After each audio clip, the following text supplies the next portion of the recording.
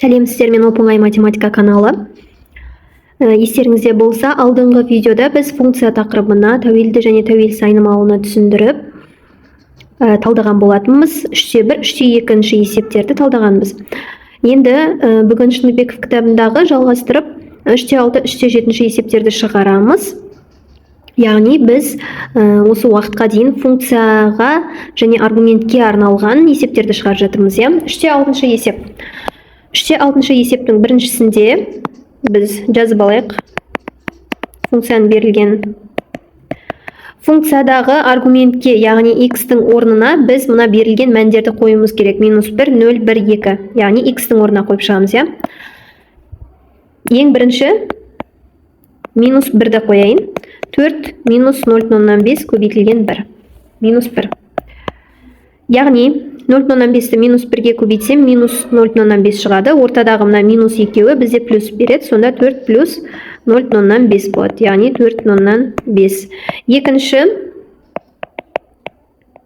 0-ді қоямын x-тің орнына. Санды 0-ге көбейтсем 0 шығады. Яғни 4 - 0 тең 0. Келесі үшінші x-тің орнына мен 1-ді қоямын. Мына жердегі x-тің орнына қойып жатырмыз.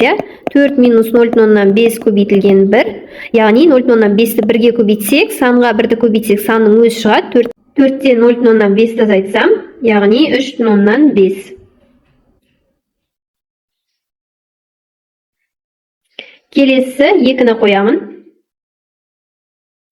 4 - 0,5 көбейтілген 2. 0,5-ті 2-ге көбейтсем 1. Яғни 4-тен 1-ді азайтсам, тең бізде 3 шығады екен. Келесі есеп бізде екінші есеп берілгені 3x - 2. Яғни функция бізде 3x - 2. Осындағы x-тің орнына мен мұна мәндерді қойып шығатын боламын. Бірінші қайтадан -1. 3 көбейтілген -1 бізде -3. -3 - 2 тең -5. Келесі 0-ді қояйын. 3 көбейтілген 0 бізде 0. 0-ден -2-ні азайтсақ, тең -2. Үшінші 1-ді қояйын. Яғни 3-ті 1-ге көбейтем. Мына x-тің орнына қойып жатырмыз. 3. 3-тен 2-ні азайтсам, тең 1. Төртінші 2-ні қоям. 3 көбейтілген 2 бізде 6. 6-дан 2-ні азайтам, тең 4.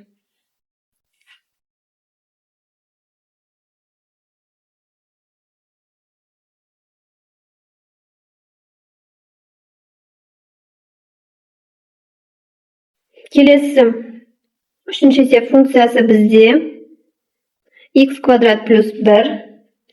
Яғни мына жердегі бізде x-тің орнына мен қоямын -1, 0, 1, 2-ні. Бірінші -1-ді қояйын.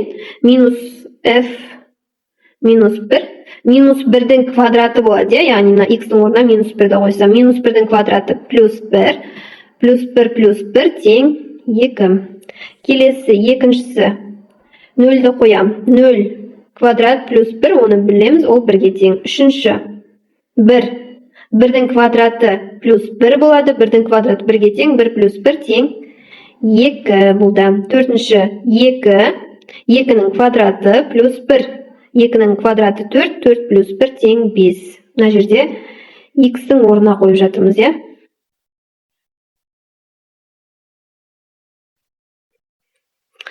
Келесі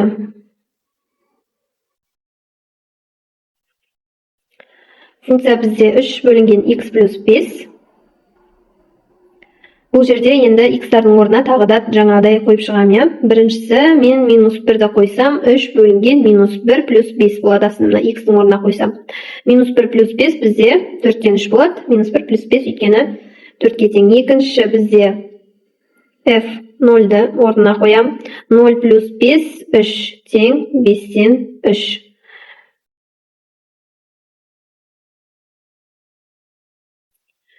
Келесі 1-ді қоям. Үшіншісі 1-ді қойсам, 3, 1 плюс 5 болады. 1 плюс 5, 6. 6-дан 3 немесе 2-ден 1 деп қысқартсақ болады.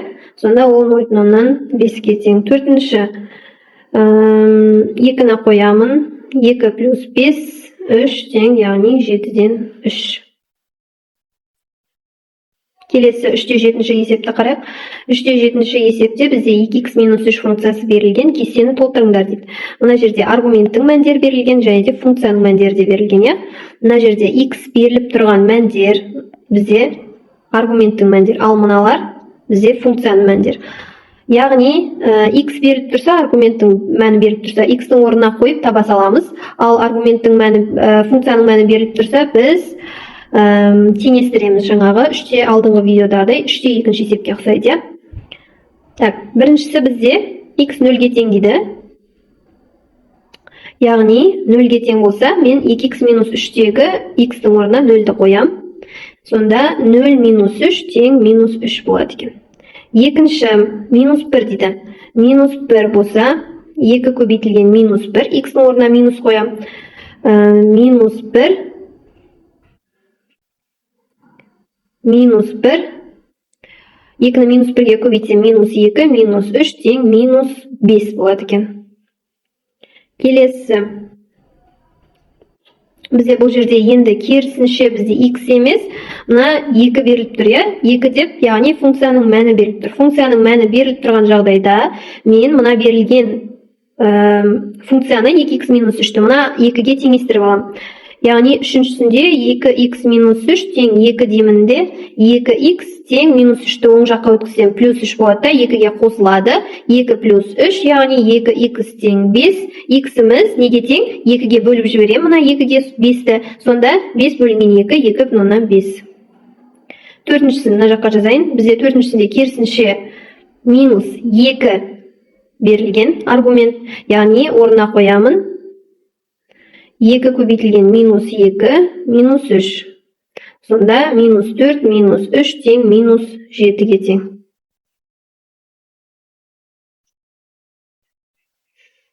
Келесі, бізде 4,5 аргументтің емес, функцияның мәні, яғни мен теңестірем, 5-ші есеп. 2x минус 3-ті мен 4,5-ге теңестіремін. 2x минус тең 4,5-ге 3 қосылады, таңбасы ауысып, ол бізде 7,5-ті береді. Так, 7,5-ті, яғни 2-ге бөліп жерем, 7,5-ті 2-ге бөлсем, мен 3,75 алады 2. Келесі мына қалғанын өздеріңіз шығарып көрсеңіздер. 7, 5, біреуінде аргументтің, біреуінде функцияның мәні беріліп тұр.